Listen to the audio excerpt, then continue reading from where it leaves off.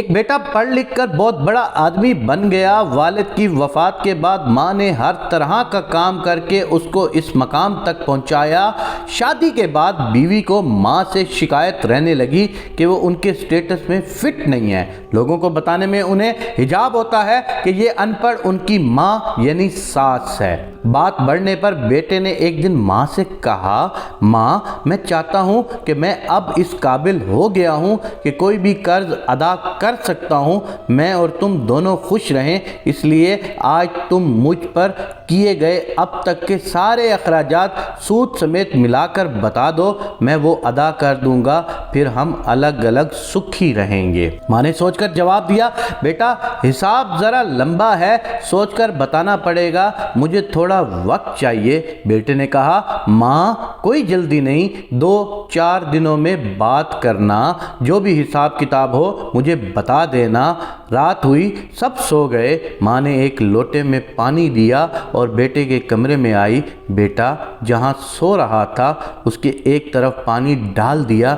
بیٹے نے کروٹ لی، ماں نے دوسری طرف بھی پانی ڈال دیا۔ بیٹے نے جس طرف بھی کروٹ لی ماں اسی طرف پانی ڈالتی رہی تو پریشان ہو کر بیٹا اٹھ کر چیخ کر بولا، ماں یہ کیا کیا ہے؟ میرے بستر کو پانی پانی کیوں کر ڈالا ہے؟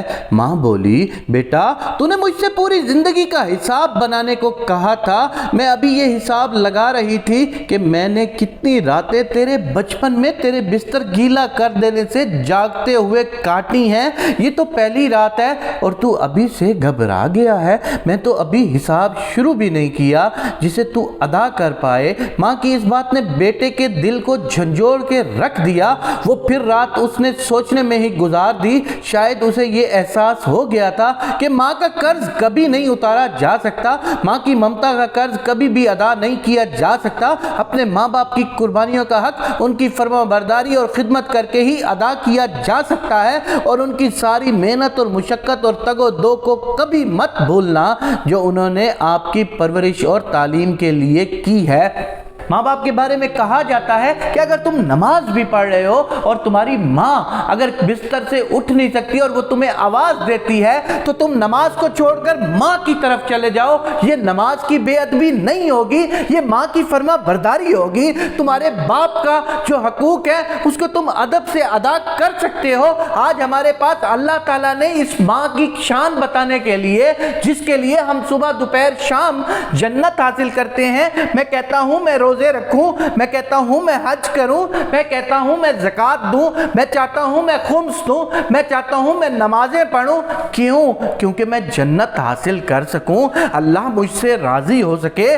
تو ارے بیوقوفو، وہ جنت اللہ نے تمہارے گھر میں تمہاری ماں کے پیروں کے نیچے روند کے رکھی ہوئی ہے کہ جاؤ صرف اپنی ماں کو راضی کر لو، جاؤ صرف اپنی ماں کا خیال رکھ لو۔ یہ جنت جس کے لیے تم صبح سے شام تک جو کچھ کرتے ہو وہ تمہاری ماں کے پیروں کے نیچے پڑی ہے۔ اور ہم کہتے ہیں کہ ہماری ماں بوڑھی ہو گئی ہے، ہم چاہتے ہیں کہ ہم ماں سے الگ ہو جائیں، ہم کہتے ہیں ہماری ماں ان پڑھ ہے، ہم اس سے الگ ہو جائیں۔ ارے بیوقوفو، جس جنت کو تم ڈھونڈ رہے ہو وہ جنت تمہاری ماں کے قدموں کے نیچے اللہ نے تمہارے پیدا ہونے سے پہلے رکھ دی ہے۔ اور باپ کی شفقت، جو باپ صبح سے لے کر شام تک کوئی مزدوری کرتا ہے، کوئی نوکری کرتا ہے، باہر اپنے مالکان کی ڈانٹ ڈبٹ کھاتا ہے، وہ تمہیں آ کے سکھ دیتا ہے، تمہیں آ کے دنیا کی ہر آسائش دیتا ہے، اور تم کہتے ہو میرا باپ ان پڑھ ہے، تم کہتے ہو میرا باپ بوڑھا ہو گیا ہے، تم کہتے ہو میں باپ سے دور چلا جاؤں۔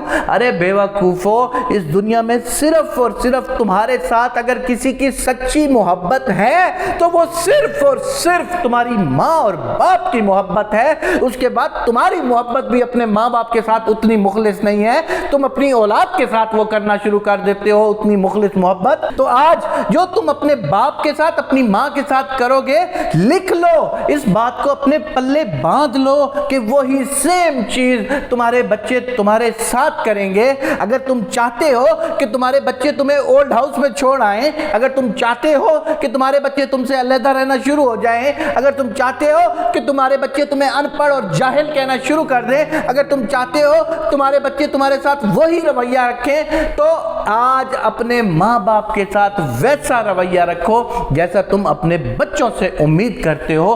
امید کرتا ہوں میری یہ کہانی، میری یہ باتیں ان تمام دوستوں کو اچھی لگیں گی کہ جو اپنے ماں باپ کے ساتھ رہنا چاہتے ہیں، اور میں ان تمام دوستوں سے بھی گزارش کرتا ہوں کہ جو دنیا کی دنیاوی ترقی کے لیے اپنے ماں باپ سے پیچھے ہٹ جاتے ہیں تو ان کو کہہ دینا کہ بیوقوفو، تم جنت میں کیسے جاؤ گے؟ تم تو جنت کو خود چھوڑ رہے ہو۔ ارے بیوقوفو، تم باپ کی شفقت کو کیسے پاؤ گے؟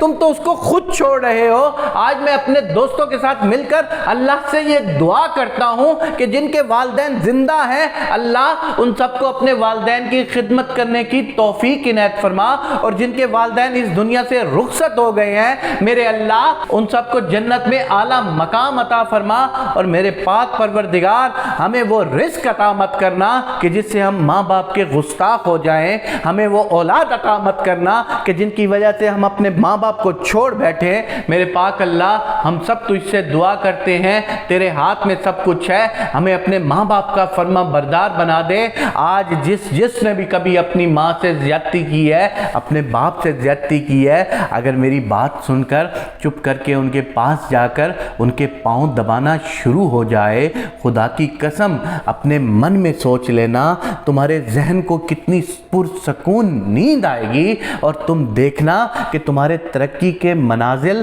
یا تمہارے راستے میں آئے ہوئے روڑے یا تمہاری زندگی میں آئے ہوئے کانٹے کیسے آرام سے ہٹتے چلے جائیں گے، اور تم ایک بے شک بہت اچھی زندگی کی طرف گامزن ہو جاؤ گے۔ یاد رکھیے گا دوستو، تمہاری کامیابی کی پہلی کنجی تمہاری ماں، تمہارا باپ ہے۔